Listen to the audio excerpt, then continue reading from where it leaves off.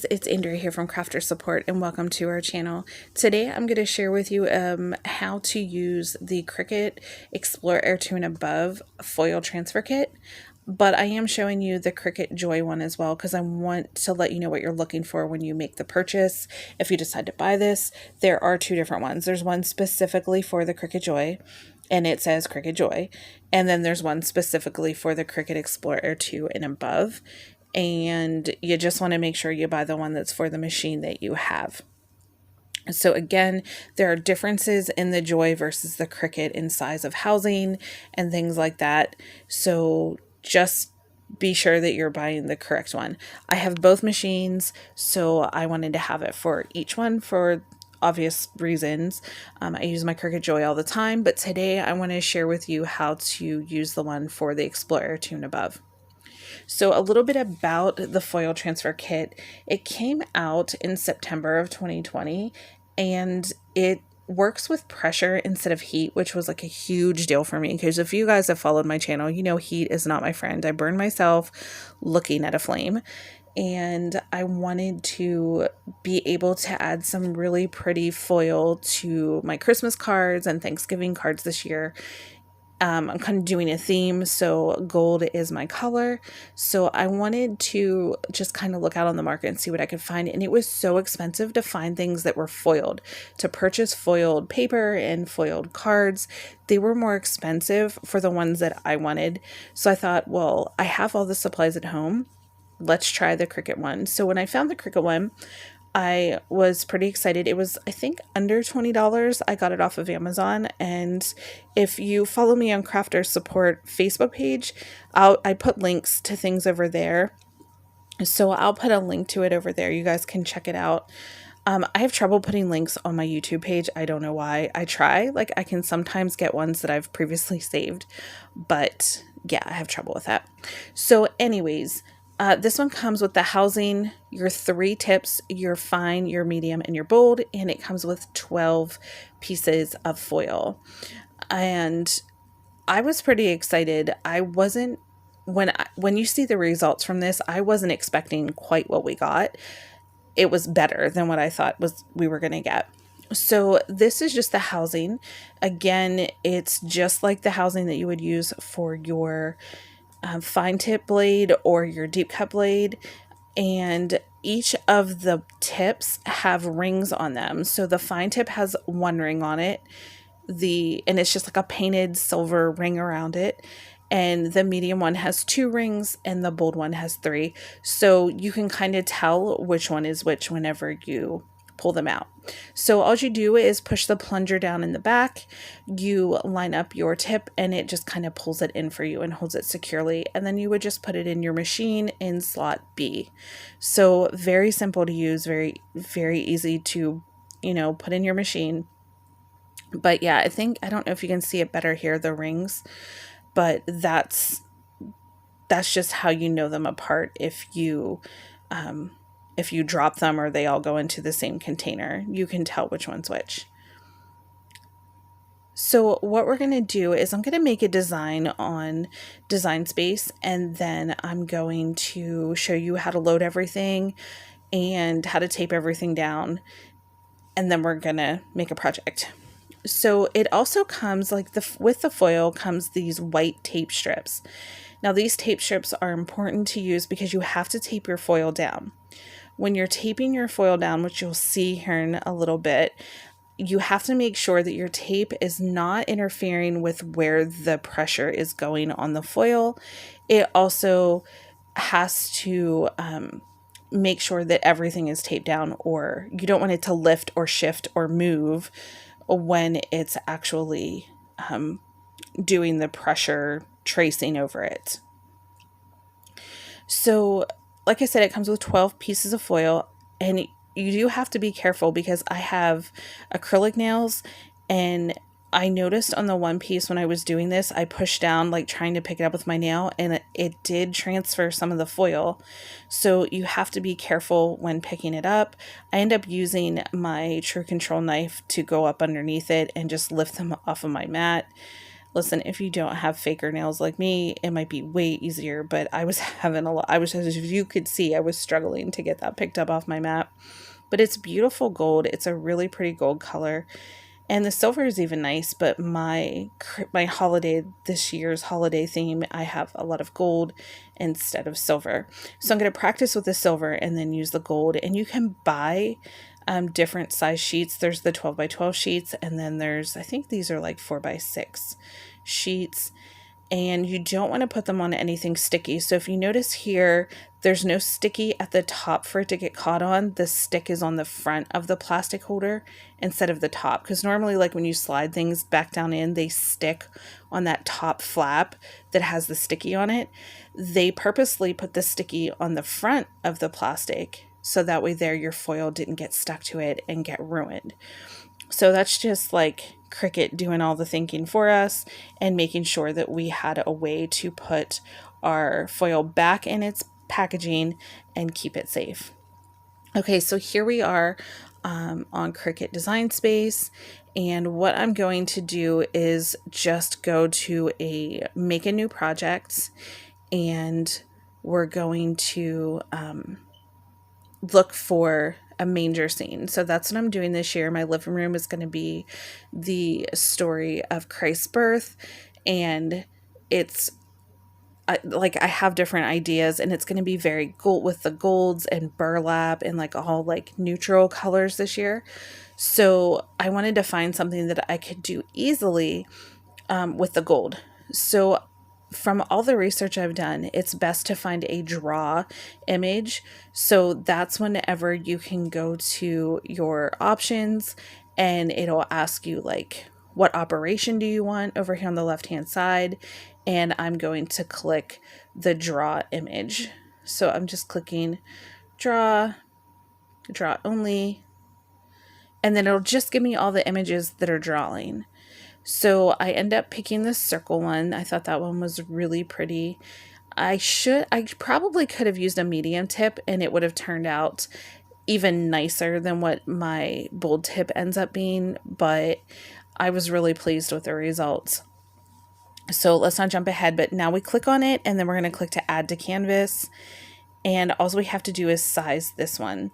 Now, if you were going to cut this out with a machine, you would want to, put it on a backing, and I'm going to do another video on that, but I just wanted to show you what the results were of the foiling.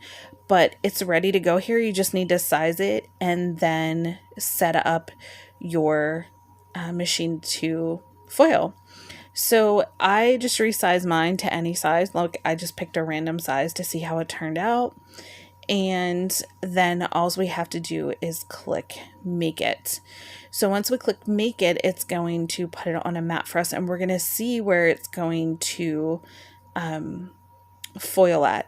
And I'm going to move mine in by like an inch in and an inch down. And the reason I'm doing that is because when I tape it onto the mat, I want to make sure that none of my foil touches any part of the sticky mat. That's super important.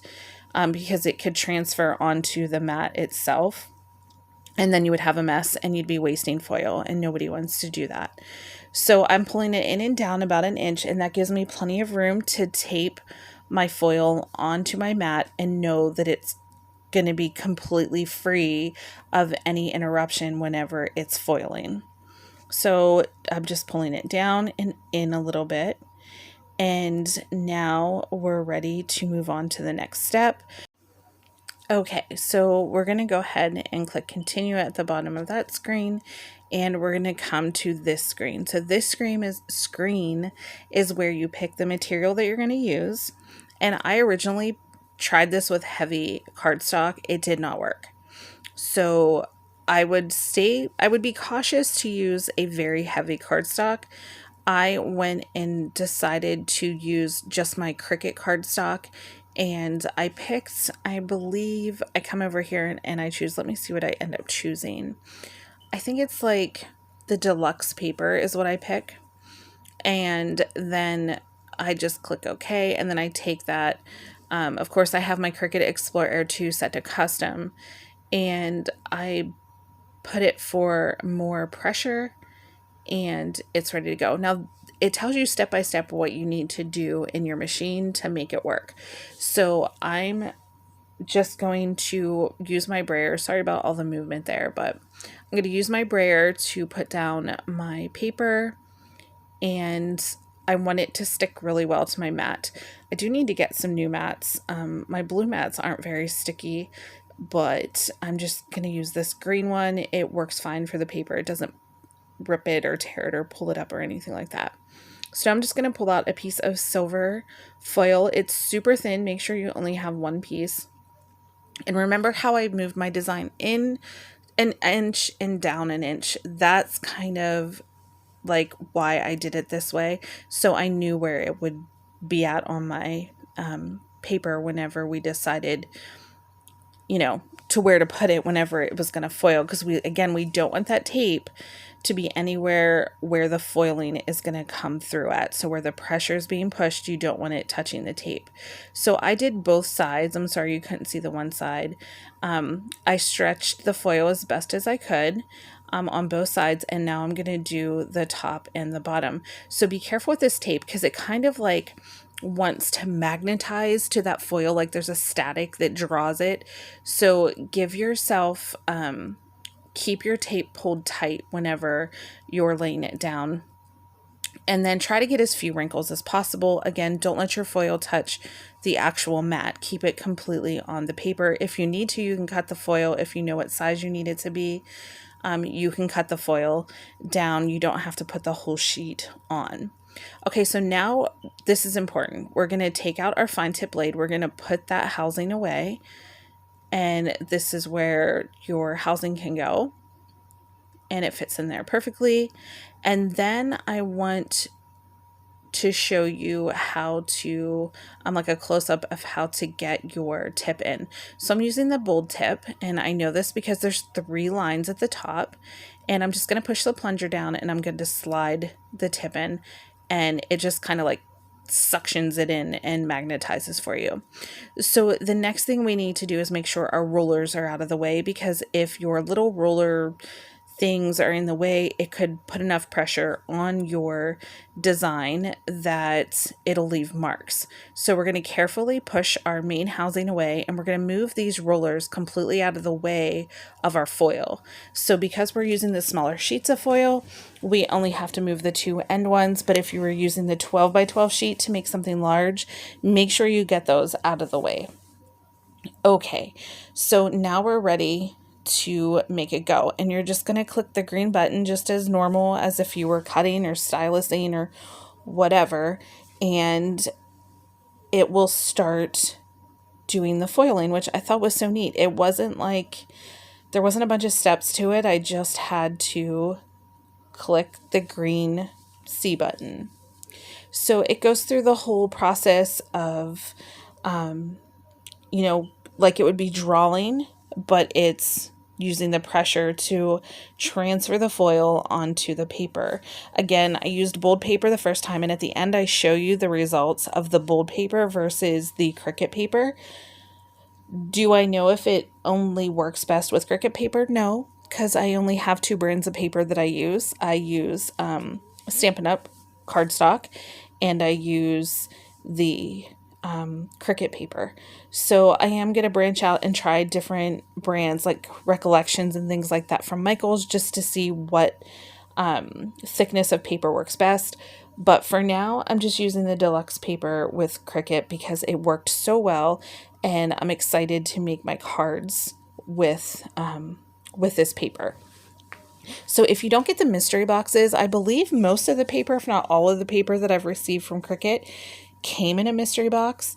So usually, or lately, I've been getting back on Cricut a lot more, and when I see the mystery box coming up, I go ahead and post that on our Facebook page. If you're not a member of that, definitely go join that. It's Crafters Support on Facebook page, or I think it's a group I have, and we just post things on there. So we'd love to have you join us, and it's just a fun group. There's no selling or anything like that. It's just simply a group for information. And if you have questions or anything like that I can help you with, over there is where you can ask those. Or if you're just on YouTube, you can ask the questions in the comments below. And, you know, I usually read every comment and try to answer them as soon as I realize they're there.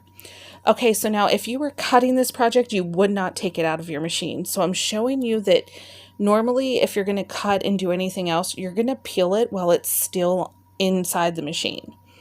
But because I was just testing it, I could have just pulled it out. But I just wanted to like kind of give you guys a visual reminder to not unload the machine if it still has to cut or something like that. But look how pretty it turned out. I was really impressed with the quality and how it just shimmered and shined. And believe me, I was really picky about it. So when you see the other one that I did, you'll be able to tell the difference.